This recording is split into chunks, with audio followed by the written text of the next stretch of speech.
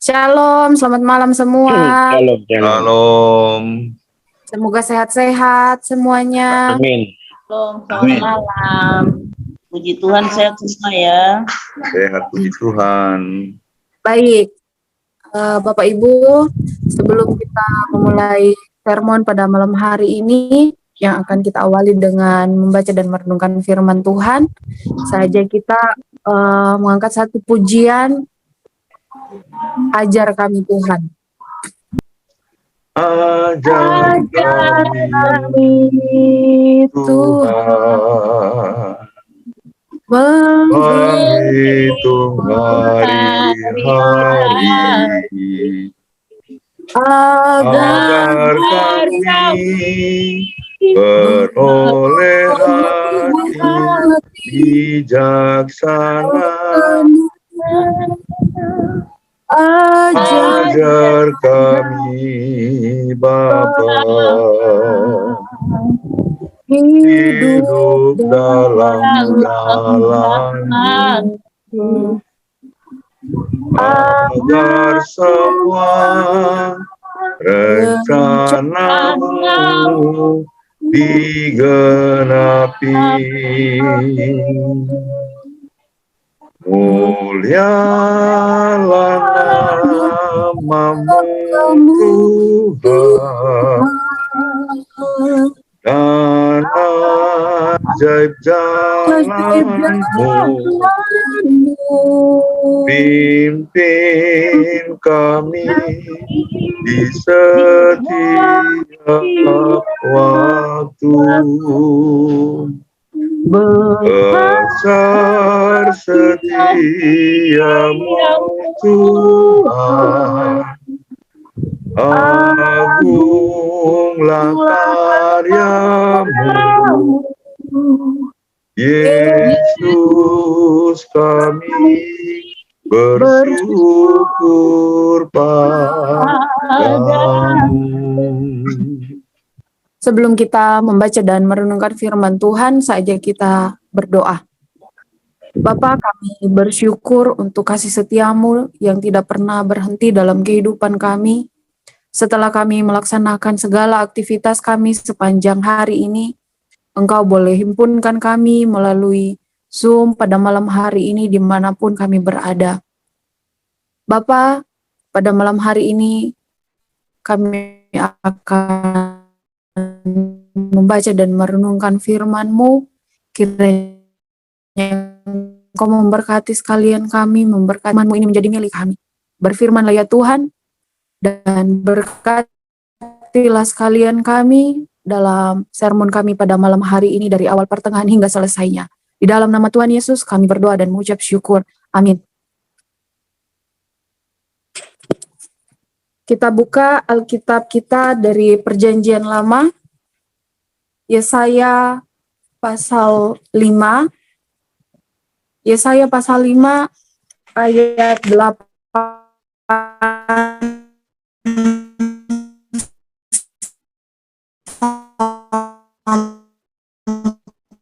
sampai 24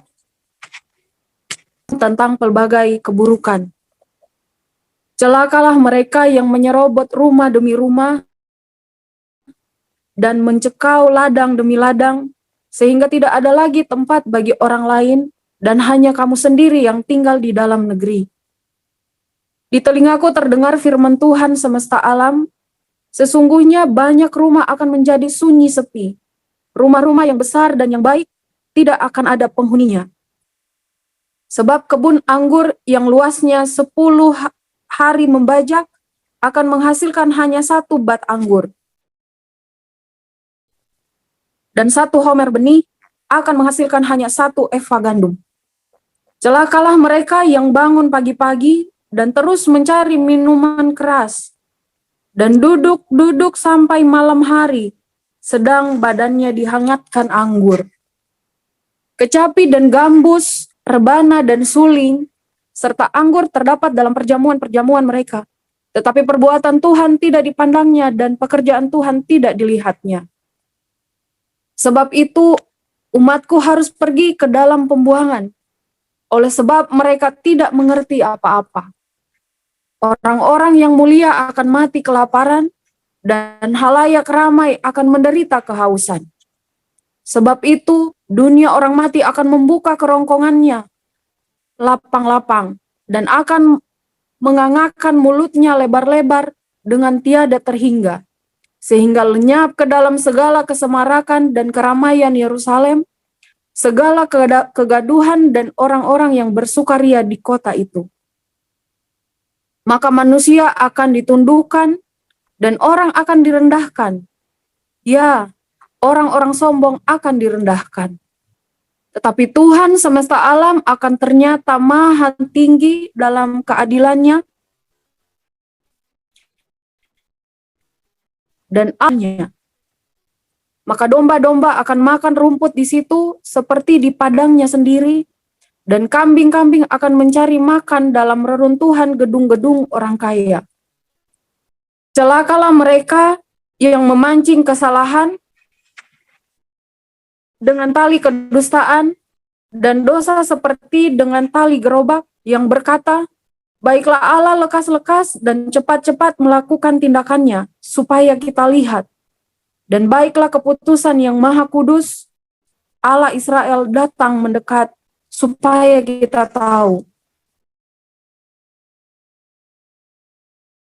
Celakalah mereka yang menyebutkan kejahatan itu baik dan kebaikan itu jahat, yang mengubah kegelapan menjadi manis dan manis menjadi pahit. Celakalah mereka yang memandang dirinya bijaksana, yang menganggap dirinya pintar. Celakalah mereka yang menjadi jago minum dan juara dalam mencampur minuman keras, yang membenarkan orang fasik karena suap dan yang memungkiri hak orang benar. Sebab itu seperti lidah api memakan jerami, dan seperti rumput kering habis lenyap dalam nyala api, demikian akar-akar mereka akan menjadi busuk, dan kuntumnya akan berterbangan seperti abu, oleh karena mereka telah menolak pengajaran Tuhan semesta alam dan menista firman yang maha kudus Allah Israel. Demikian pembacaan firman Tuhan. Bapak Ibu, dalam memberikan peringatan keras kepada umat Allah, peringatan itu bisa kita lihat melalui kata, kalau kita baca, dimulai dengan kata celakalah. Kalau kita baca ada sekitar 6 kata celaka di dalam ayat bacaan kita dari ayat 8 sampai 24. Jika peringatan keras itu tidak didengarkan, maka hukuman Allah menanti.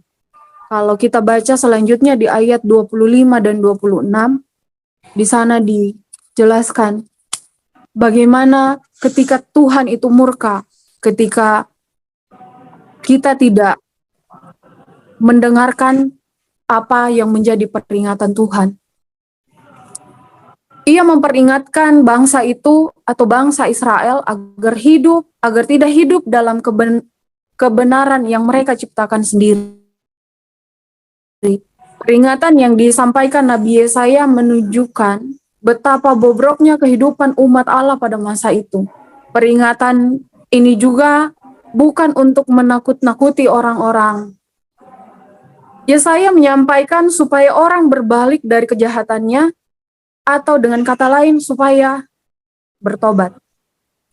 Mari kita bahas satu persatu ungkapan celakalah. Yang pertama, celaka yang pertama terkait dengan penindasan sosial, di mana sebagian orang hidup dengan kepentingannya sendiri. Dalam ayat 8 ini mengingatkan kita tentang kejadian yang sekarang itu ramai ya di media massa. Orang yang sudah memiliki begitu banyak kekayaan masih merasa perlu mengambil hak dari mereka yang berkekurangan. Celaka yang kedua terkait kehidupan berpesta pora dan disertai kemabukan. Hidup yang dijalani jauh dari kehidupan sosial yang sebaliknya. Kehidupan yang seperti ini, kehidupan yang dirasuki oleh kenikmatan diri sendiri. Kekudusan Tuhan tidak lagi penting buat mereka. Celaka yang ketiga menunjukkan bahwa berdusta menjadi kebiasaan sehari-hari. Dusta tidak lagi dianggap sebagai dosa, melainkan pembenaran diri. Bahkan tidak ada lagi perasaan bersalah ketika berdusta.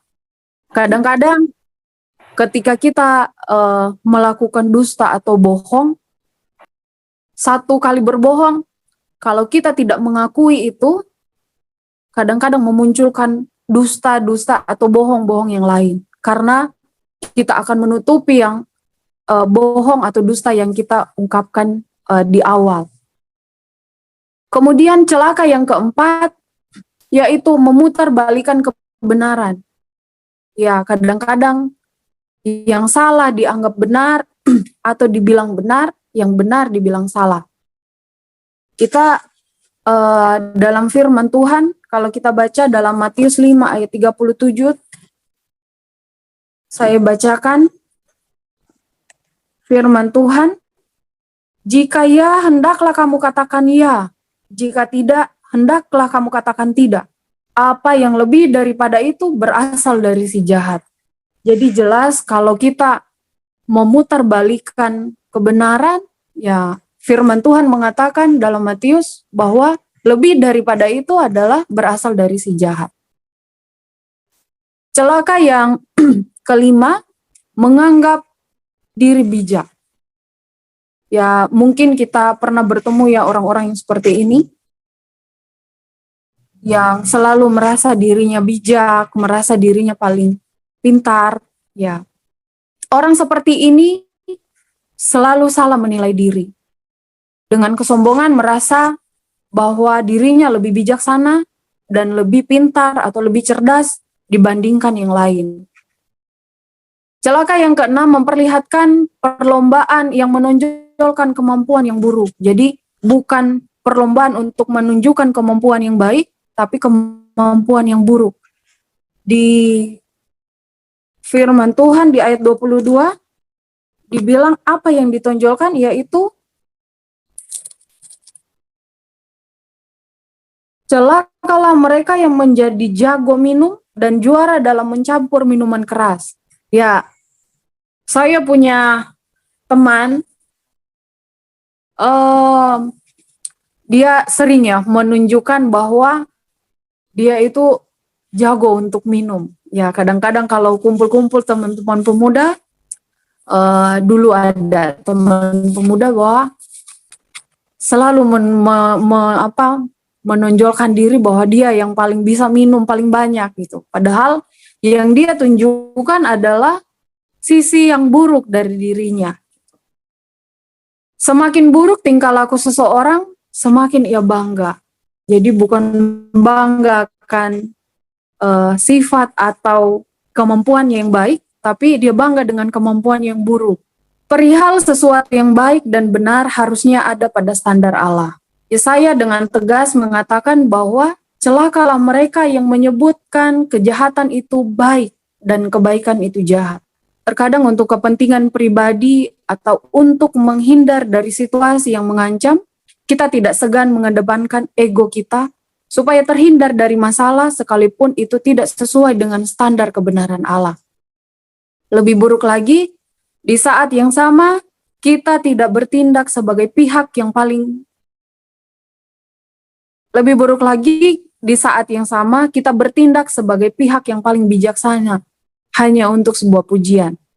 Ya, banyak ya kita dengar aneh banyayaku. Ya, itu mungkin ya salah satunya merasa diri paling bijaksana hanya untuk mendapat sebuah pujian. Bacaan ini mengingatkan kita, Bapak Ibu sekalian, bahwa perilaku atau sikap yang tidak benar adalah sebuah celaka di hadapan Allah. Artinya, tidak satupun dari perbuatan-perbuatan tersebut yang membawa berkat bagi kehidupan kita. Tuhan bilang, celakalah kalau kita tidak sesuai dengan standar Allah atau kalau tidak sesuai dengan firman Allah. 6 hal yang terkandung dalam perkataan celakalah memang tidak sesuai atau tidak disukai oleh Allah. Untuk itu jangan kita lakukan itu, tetapi harus kita hindari. Bapak Ibu yang dikasihi Tuhan, oleh karena itu penyerahan diri kepada pimpinan Allah dalam perjalanan hidup kita adalah pilihan terbaik supaya kita bisa memahami tentang yang baik dan yang benar itu seperti apa. Kebenaran dalam standar Allah tentu merupakan satu-satunya cara menjauhkan diri kita dari celaka. Biarlah segala kepandaian dan kebijaksanaan hanya kita terima dari Sang Sumber Hikmat. Pertanyaannya, sudahkah kita hidup menunjukkan kebenaran sesuai standar firman Allah itu? Ya, mari kita jawab masing-masing di dalam hati kita, karena hanya Tuhan yang benar-benar mengetahui keberadaan dan hati kita. Terpujilah Tuhan. Amin. Kita angkat satu pujian setelah kita mendengarkan firman Tuhan. Pujian tak satu pun. Apa yang dapat memisahkanku dari kasih-Mu, Tuhan, sahabatku, kelaparan, ketelanjangan, satupun, apa yang dapat memisahkanku dari kasih-Mu, Tuhan, sahabatku, aniaya penderitaan satupun,